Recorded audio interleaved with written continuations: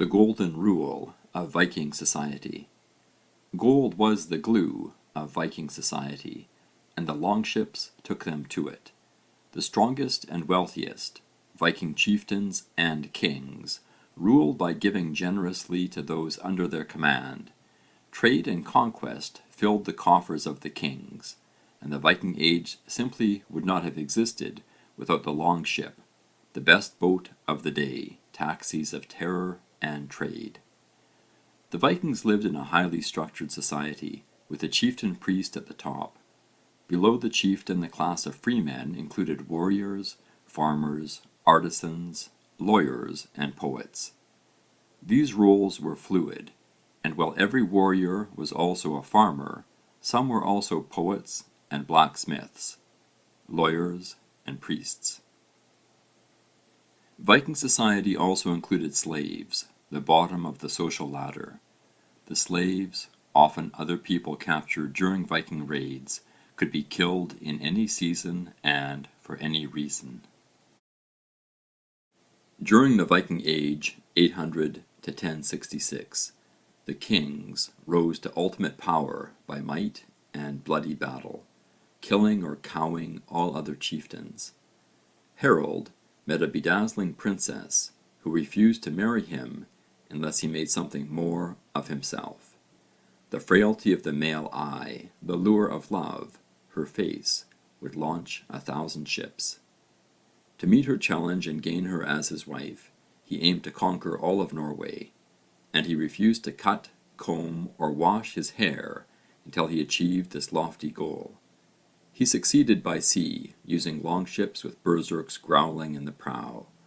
Only on the Whale Road or sea could he reach and defeat the populated regions of mountainous Norway. After 10 years he became that country's first king, and when he finally did wash, cut and comb his hair for the wedding, people commented on how fine his hair was, hence his nickname, Harold Finehair. The kings or chieftains won their place by military might, by winning battles and killing their own kind, and Vikings were eager to share their violence with others, turning the Christian peace of Europe to pandemonium. The Vikings prized a matrix of 4 interconnected virtues above all: courage, honour, generosity, and loyalty. A curious blend of fearlessness and fatalism guided them to face inevitable death with stoic fortitude, an idea captured in the poem Havamal, the sayings of the High One. Cattle die, wealth dies, kinsmen die, you yourself must one day die, but word fame never dies for him who achieves it well. The top god, the High One, Odin, was an unscrupulous philosopher king, worshipped by the Viking nobility, the poets and berserks. As lord of the slain, his animals, the wolf and raven, ate the dead bodies after battles. The common folks worshipped Thor, whose name lives on in Thursday. The freemen, chieftains and kings were also strongly independent people, and this appears in the very advanced for the times rights of women. Women were married at a young age to men chosen by their fathers, but the Icelandic sagas record numerous accounts of women playing an active role in this process, because the men rather frequently left home to fish, trade, and raid. The women had to manage the farms in their absence. Viking women could own property, inherit estates, and even divorce their husbands. Here is an illustrative passage from Laxdæla Saga. Gudrun Osvífursdóttir is introduced as the most beautiful woman ever to have grown up in Iceland, and no less clever than she was good looking. Gudrun has dreams that cause her concern. A wise kinsman interprets the dreams to mean that Gudrun will have 4 husbands. She will divorce the first one, but the other 3 will die. And indeed, Gudrun marries her first husband at the age of 15, and he turns out to be a man she dislikes.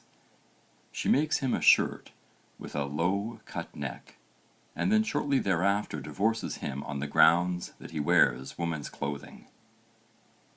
Viking kings and chieftain priests gained the gold for their gifts by military conquest and increasingly by trade. The desire to extend the net of trade certainly explains part of the volcanic movements of the Vikings in this period. The great wealth in the Christian territories of Europe also attracted Viking swords like a magnet. They got to the gold by boat. In the firestorm that would be, overpopulation and climate change made the tinder dry in Scandinavia, but the massacre of 4,500 pagan Saxons at Verdun by Charlemagne in October of 782 provided the spark for the conflagration. The resulting Viking attacks and the rise of the kings provided a riposte to the military and ideological threats posed by such Christian nation-states.